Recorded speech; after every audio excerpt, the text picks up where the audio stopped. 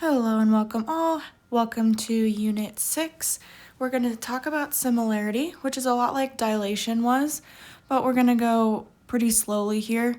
To start, today we're just going to cover section 6.1. This is going to largely be a review on ratios and proportions, so we'll get some definitions out of the way, and then mainly we'll be doing some algebra. You'll notice I have Desmos open because I want you to be using that all throughout the whole section 6.1. For us, it's just one-page notes, which is pretty nice. Hopefully these are two words that you remember, that you've seen before, something that should be a little bit familiar to you. We're just going to start out with ratios and proportions, and here's your reminder that a ratio is going to be a relationship. So we talk about all sorts of different relationships, but when we talk about a ratio, it's going to specifically be between two, but it can be or more, so we're going to say two or more numbers. Numerical values, figures, you can use a lot of different words here, but think about the ratio of boys to girls or the ratio of students enrolled in biology to physics. This is a relationship between different things. A proportion, then, is very similar to a ratio, but I just want you to imagine like an extension or an application. So if you know that the ratio of boys to girls in one class is 2 to 3, then you could extend that ratio to figure out how many boys and girls are in the total population. So the purpose of a proportion is to take a ratio, a relationship that exists between these values, and then extend that relationship, and that's how you get to a proportion. It's important that you know that that proportion will always be applied evenly. It won't just be one of the terms that is proportional.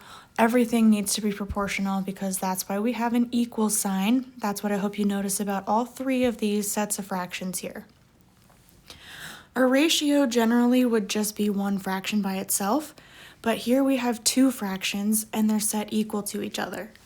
We have to do the process of cross multiplication because that's how we're going to get rid of both of these fractions and end up with just two terms, one on the left and one on the right, where there aren't any denominators.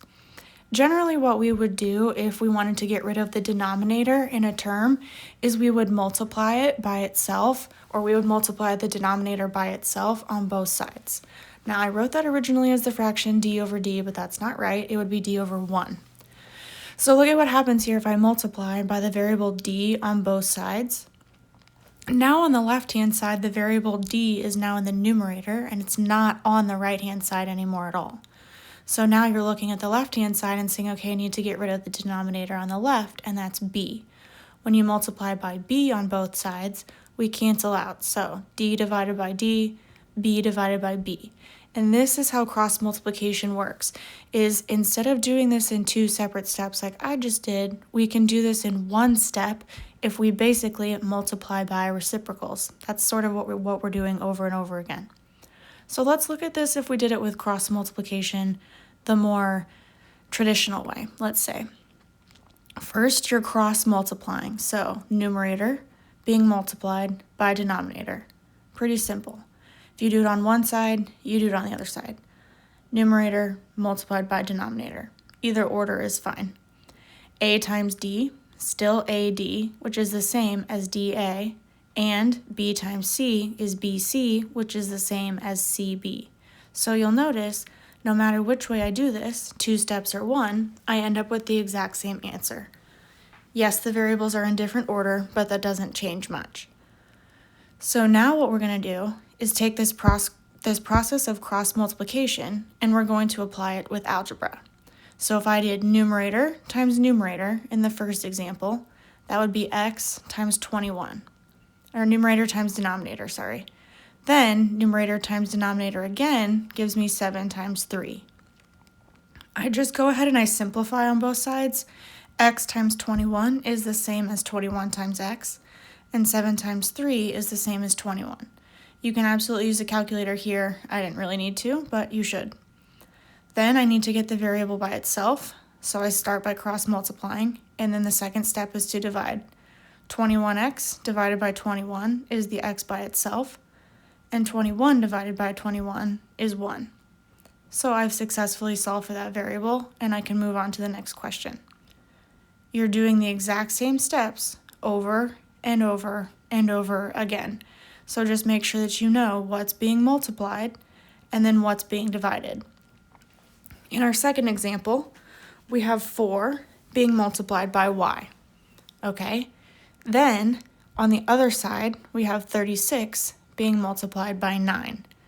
This is where you definitely are going to want to bring a calculator in. I don't have that math fact memorized, so I'm going to use a calculator. On the left-hand side, I know that 4 times y is just the same as 4y, so I'm going to go ahead and get rid of the multiplication symbol. And then I used a calculator to tell me that 36 times 9 is 324. Now, cross multiply, step 1, divide, step 2. If I want the y by itself, I have to do 4y divided by 4, which gives me 1y. And then on the right-hand side, I have 324 divided by 4, which my calculator tells me is 81. So that means to solve this proportion, I have that y has to be equal to 81. And so you might be thinking, okay, this is familiar, I've done something like this before, but we're going to level it up a little bit. Sometimes you'll have expressions instead of just a variable. So notice how we have a numerator of x plus 4 and a denominator of 12. When I cross multiply, I have to bring distribution onto the table, because basically what I have is 12 groups of x plus 4. On the other side of the equal sign, I also am going to have to do distribution. I have 7 groups of 2x minus 1. The multiplication means that I have to multiply everything. So I'll have to multiply 12 by both of the terms in the first numerator, and I'll have to multiply 7 by both of the terms in the second numerator. First, I do 12 times x, which is 12x, and 12 times 4, which is 48. On the right-hand side, I do 7 times 2x, which is 14 x's, and 7 times negative 1 is negative 7. Use a calculator for any of this if you want. Now I'm just solving a regular equation. So first I did the distributive property. I don't have any like terms to combine, but I do have variables that I can move. If I decide that I want to subtract 12x from both sides, I'm going to go ahead and do that. 12x minus 12x is 0 on the left-hand side. The 48 is just going to drop straight down. Then I have to do 14x minus 12x. When I add that straight down, I should get a 2x, but I wrote a 6x. I'll fix that in just a second, I promise.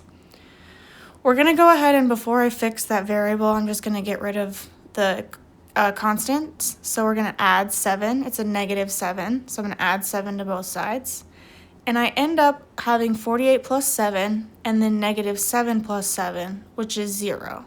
So at this point, I have 48 plus 7 adding straight down gives me 55. And this is where I'm going to go ahead and I'm going to fix that. I wrote 14 minus 12 gave me 6, and it's actually 2. So just make sure you're checking your math and going slowly. It's easy to fix a mistake, but it's easier to go slowly and not make a mistake. Last step, once again, to divide. And just so you can see this happen, you're not always going to get a nice number, so don't be afraid of decimals or fractions. Always feel free to round if you want to write any of your fractions as a decimal. 55 divided by 2 is a pretty nice decimal, though. It's a nice fraction, too. 27.5. And then that's the notes for section 6.1.